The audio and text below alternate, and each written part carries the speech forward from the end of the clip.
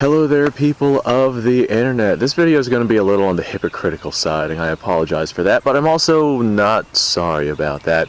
Every time I make a video, well, not every time, but a couple of times now, whenever I've made a video talking about firearms specifically for preparedness purposes and for practicality purposes, as opposed to just like the firearms that I like collecting because I just like collecting them. I'm an old school milsurp guy. I mean, this channel, I got tons and tons and tons of videos on old school military surplus firearms.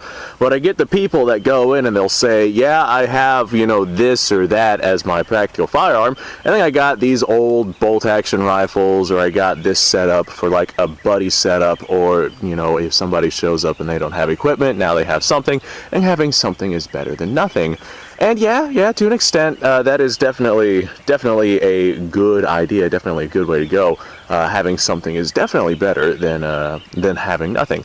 However, I want to go ahead and talk about the idea of equipping people with like what you should equip people with if you decide to go ahead and take the route of I am prepared myself and I have this person that I know is going to show up, or that person that I know is going to show up, and I can't guarantee that they'll have the most effective stuff.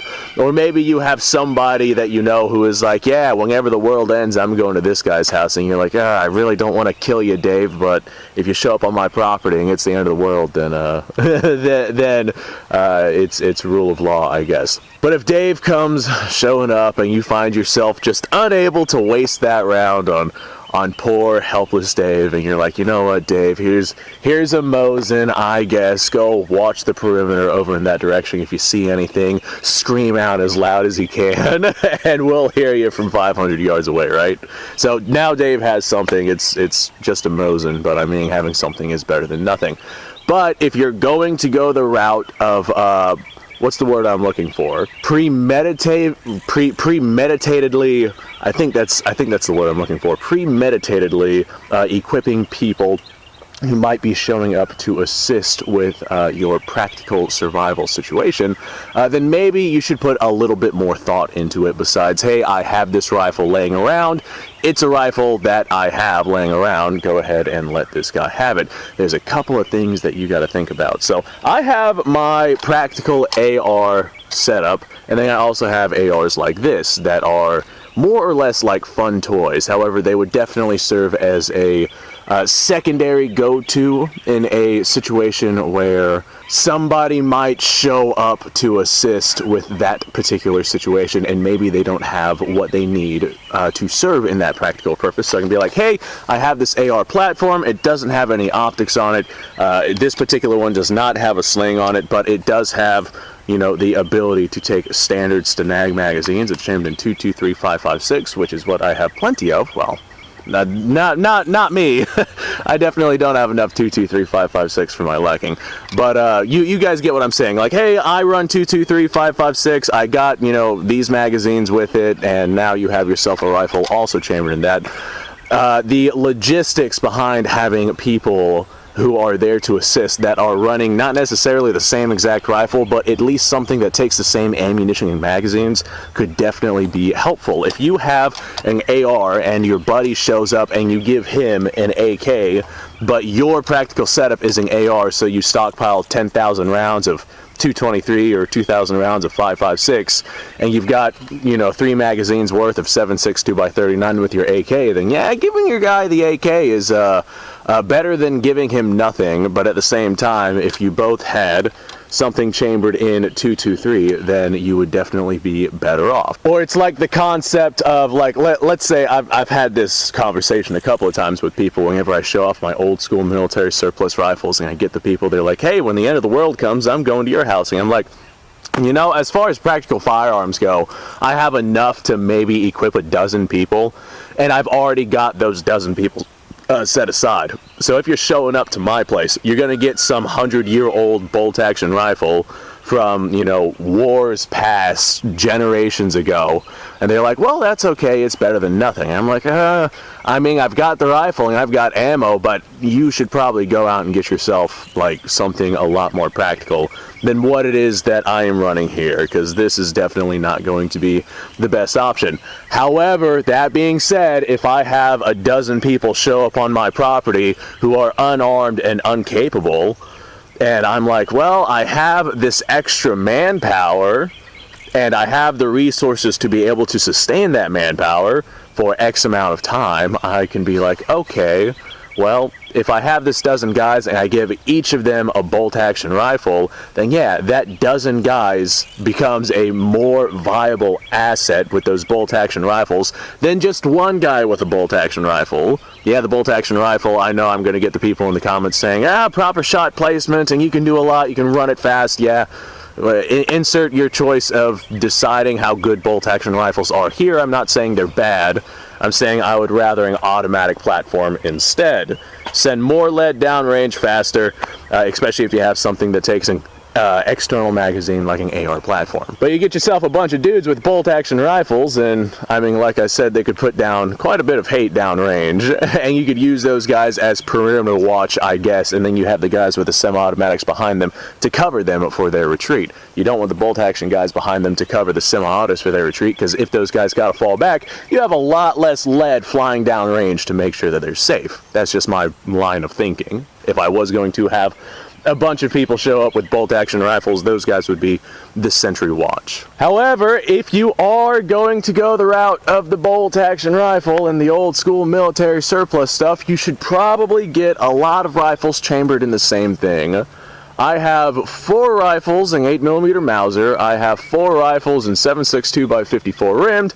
I've got 3 rifles in 303 British. I've got like, it's just a mix of a bunch of stuff. I got 1 rifle chambered in 7.5 Swiss, 3 rifles in 6.5 Carcano, 1 in 7.35 Carcano, 1 in 6.5 Jap, 1 in 7.7 Jap.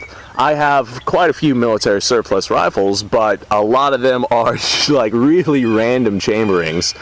And logistically speaking, you don't want to have a bunch of people rocking a bunch of different calibers. It's not exactly the most ideal situation. I would definitely prefer, if you're going to go the route of getting some stuff for everybody, that you have 1 universal cartridge for everybody to have, and 1 universal style of rifle. Like I said, your rifles don't necessarily have to match as long as they take the same components. Like this AR right here, I could take any other AR even though it doesn't look like this, then I can interchange a lot of the parts if I have to, or like I said before, they all take the same magazines, they're all chambered in 223, 5.56. I don't have any other ARs out there that are chambered in anything else. Like, I don't have any 300 blackout ARs mixed into the bunch, and I don't have any like 6.5 Grendel ARs mixed into the bunch, so I don't have somebody running around with an AR and 6.5 Grendel, and I'm like, holy crap, we got this truck full of guys that just showed up, I need help, I need it now, I got 1 magazine on me that I grabbed from this rifle because I just got back from the restroom and nobody was paying attention to me. So I've got these 30 rounds, or even like the 20 round mag that I have right here. Hey, John, I see you right there with your AR. Get over here and help me out. Toss me a mag. I need some ammo. And he tosses me a mag, and it's 300 blackout. I go bam, bam, bam. My AR blows up in my face, right? And that's something that'll happen if if you load 300 blackout into a 223 AR. It's not a good time. So now John over here, he just watched my AR blow up in my face, and he's like, oh my god, I didn't realize he wasn't running a 300 blackout AR. I definitely should not have tossed him a mag. So you gotta pay attention to the types of ammunition that your rifles are using. In my particular case, because I run this YouTube channel and I have all these old guns and whatnot, yeah, I would not want to use them as a viable option, but in the event that I had to, I could, because I've already got them. That is my collection. I don't want to go to war with antiques, don't get me wrong, but having a bunch of people show up with nothing and giving them something is a lot better than keeping them with nothing. But if you're going to go the route of like deciding that you're going to set people up with particular sets of equipment, then you should get the best modern equipment and all in the same caliber, so you can go ahead and make sure the logistics are there. And whenever you're setting people up, you don't necessarily have to get all of the same style of rifle. Get yourself half a dozen AR platforms that have 24-inch barrels, and get some 55 grain projectiles with those, so you get nice fast velocities out of those bullets, and those rounds will actually pierce body armor at close ranges. So you can get yourself some nice long ARs, and then if something happens, if you're in an urban area, then you could probably go out and get yourself some shorter barreled ARs, maybe some 16-inch style ARs, or depending on how this brace ruling goes, you get yourself some even shorter braced ARs for whatever situation it is that you're in. In my particular case, out here in the woods, having long-barreled ARs is probably going to be the best way to go, so you get as much velocity out of those things as you can. But besides just firearms, like, everybody always leans towards the firearms whenever they're like, yeah, I've got my AR, and then I've got 5 other ARs for my crew if they decide to show up with nothing. They've got their ARs, so then we'll have some extras. Whenever I talk to these people, I'm like, all right, fantastic. You got the guns and you got the place that you're going, but what are you gonna do once you get there? How much food do you have on standby? Well, for us 5, we got 2 months worth of food, or we got a year's worth of food, or we got this, that, or the other amount of food. And I'm like, fantastic. What happens after that year? Who do you have there who is able to perform adequate agriculture and grow more food, grow more calories? Speaking of growing food, I got a bunch of cows right there, literally just kind of hanging out, watching me make this video. So since the cows are right there, rather than shoot at the car, I'm going to go ahead and put a couple of rounds into the dirt, because I'm out here on the gun range. And let me make sure there's nothing alive in these. I'm out here on the gun range, may as well send some rounds downrange. But you got to make sure that you are making more calories for these guys to consume. You got to make sure that you've got the water and the ways and means to gather more water. You got to make sure that these guys have more equipment for their firearms besides just the firearms. I hear Kevin screaming in the background. Make sure that they got a way to carry magazines. Make sure they have the magazines. Make sure they have the ammunition. Make sure they have a means of carrying additional equipment on them besides just like a magazine pouch or something like that. A lot of people, they can't afford to get plate carriers for all of their guys, so they get it for themselves, and then if somebody shows up with nothing, then they're kind of on their own besides the rifle that they're given. So whatever it is that you can manage to set up for these people, I would not consider a plate carrier setup to be essential for an end-of-the-world situation. Yes, it's definitely an important thing, but mankind has been surviving a long time without plate carriers. The goal for that is to simply not get shot. Speaking of getting shot, I'm going to send some rounds into the dirt over there. And just like that, that dirt's been shot, and Kevin's screaming in the background. But figure out the logistics of what it is that you are going to be dealing with. Here in the US, I recommend that people get AR platforms in 223, 556, because that is just by far the most common cartridge.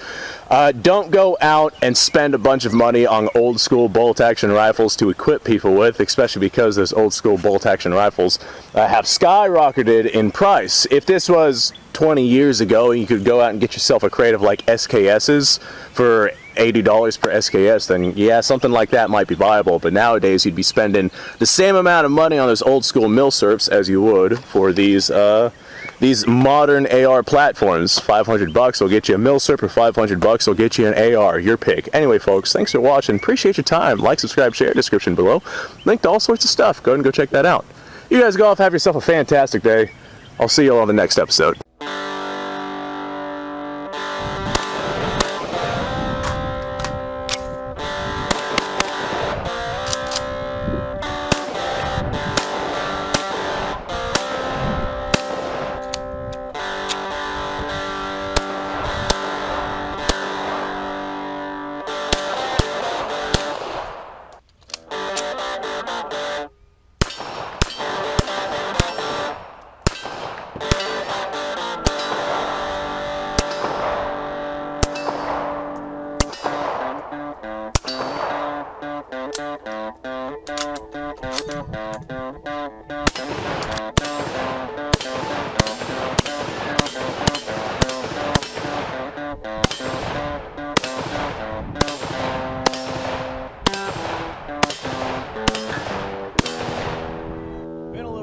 since I've done this.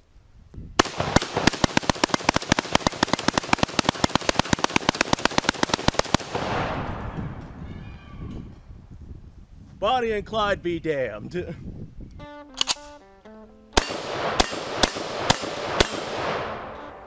Poor man's Garen.